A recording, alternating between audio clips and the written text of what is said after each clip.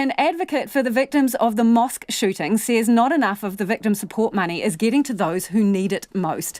Lawyer Andrew O, who is helping 64 people affected by the attacks, says the organisation failed to properly consult with those it is seeking to help, despite its CEO's claims that it had been, quote, in the lounges of victims talking to them. Conan Young reports. Andrew O says Victim Support's unilateral decision to pay those injured in the shootings the same amount of money, regardless of how severe their wounds were, goes to the heart of the problem. There's still 5 people still in hospital, severely injured, no doubt lifelong injuries, and which they won't come back from. And it's just hard to rationalise for those people how they get the same as someone who might be sitting at home now and, as I said, had a minor injury. Andrew O says Victim Support needs to carry out proper needs assessments for each of the 283 people in the mosques at the time, so that the maximum amount of money possible goes to those most in need.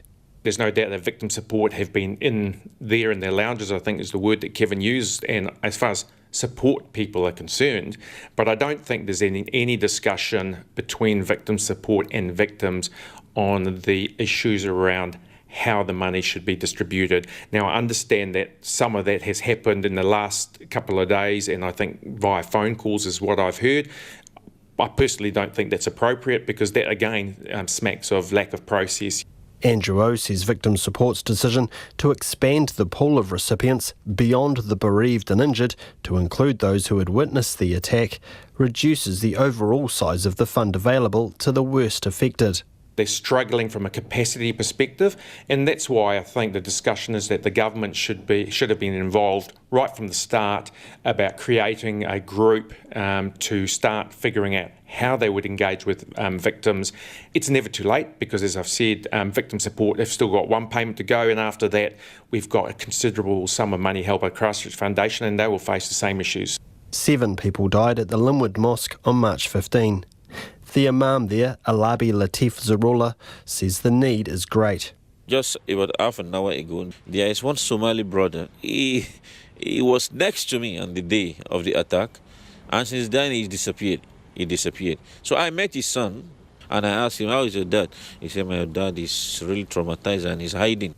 Abdul Aziz is the mosque's treasurer, credited with saving lives there on March 15 by throwing an FPOS machine at the shooter. He says it's unfortunate the Linwood Mosque was not invited to a meeting last night between local MP and Minister Megan Woods and other members of the Muslim community to discuss how victims could be better supported.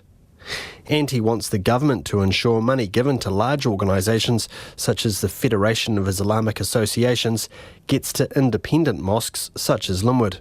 We asked the government to check all their bank accounts from 15th of March until today to make sure how much money they collect for the name of the victims and give it back to the victim, because it doesn't belong to them or any of them. It belongs to the victims. In a statement, Victim Support acknowledges the feedback it's been getting from victims and Andrew O, and says it's important that victims have a voice in the final phase of its distribution of the funds. Kei Ototahi Aho, mō te hōtaka o te ahi, ko Conan Young tēnei.